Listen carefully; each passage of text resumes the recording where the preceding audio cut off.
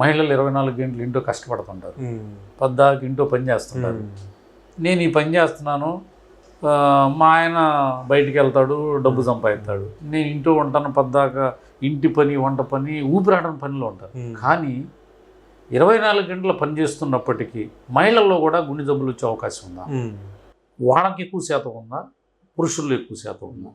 లేదు, మహిళల్లో ఎక్కువ శాతం రావడానికి అవకాశాలు ఉన్నాయి. లేకపోతే వాళ్ళ ఇదే కాకుండా వాళ్ళు కూడా వ్యాయామం లాంటివి చేయాలా వీటితో పాటు?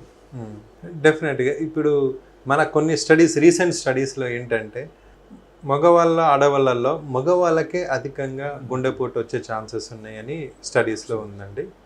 ప్లస్ ఈ ఆడవాళ్ళల్లో మార్నింగ్ నుండి నైట్ వరకు వాళ్ళు పని చేస్తారు, ఇంట్లో అన్నీ చాకరీ చేస్తారు, అన్నీ చేస్తారు. కాకపోతే వాళ్ళు ఏంటంటే వాళ్ళు చేసేది ఏంటంటే వాళ్ళు ఎక్కువగా ఎమోషనల్ స్ట్రెస్లో ఇన్వాల్వ్ అవుతారు. ఆ స్ట్రెస్ వల్లనే అధికంగా జబ్బులు వస్తాయి. నేను చెప్పాను కదంటే స్మోకింగ్, ఆల్కహాల్, ఇవన్నీ కొలెస్ట్రాల్, ఎక్కువగా కొలెస్ట్రాల్ ఉండడం అనేది ఒక 50% ఉంటాయి. మిగతా 50% అంతా స్ట్రెస్. 100% ఈవెంట్లో 50% మొత్తం స్ట్రెస్. సో ఈ స్ట్రెస్లో ఉన్న వాళ్ళకి ఎక్కువగా వచ్చే ఛాన్సెస్. వాళ్ళు రెగ్యులర్గా పని చేసినా కూడా ఆ స్ట్రెస్లో వాళ్ళకు ఈ వచ్చే ఛాన్సెస్ ఉంటాయి. మహిళలు రోజువారీ పనులతో పాటు మగవాళ్ళతో పాటు సమానంగా వ్యాయామాల్లో పాల్గొన్న వాళ్ళకి వచ్చే ఛాన్స్ తక్కువ ఉంటుందా, లేకపోతే రెగ్యులర్గా పనిచేసే వాళ్ళకి ఎక్కువ ఉంటుంది? ఈ పని చేయడం అనేది నాట్ ఏ ఫిజికల్ యాక్టివిటీ అండి, ఇది స్ట్రెస్తో కూడిన పని.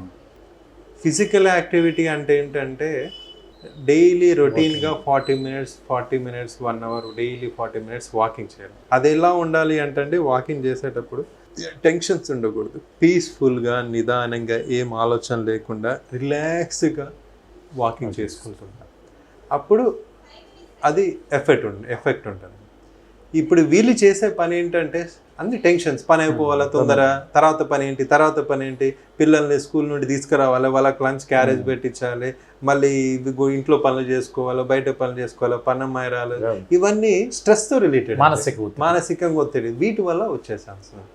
వాళ్ళు ఇంట్లో పని చేసినా కూడా దాన్ని ఫిజికల్ యాక్టివిటీ అనరు, దాని యాక్టివిటీ అన్నారు.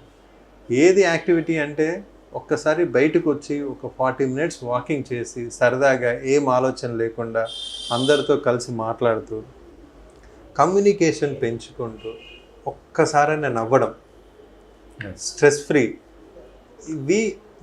ఇవి మనకు స్ట్రెస్ ఫ్రీ అనమాట. వీటి వల్ల ఇవి చేస్తే మోస్ట్లీ మనం జబ్బులను అవాయిడ్ చేయవచ్చు.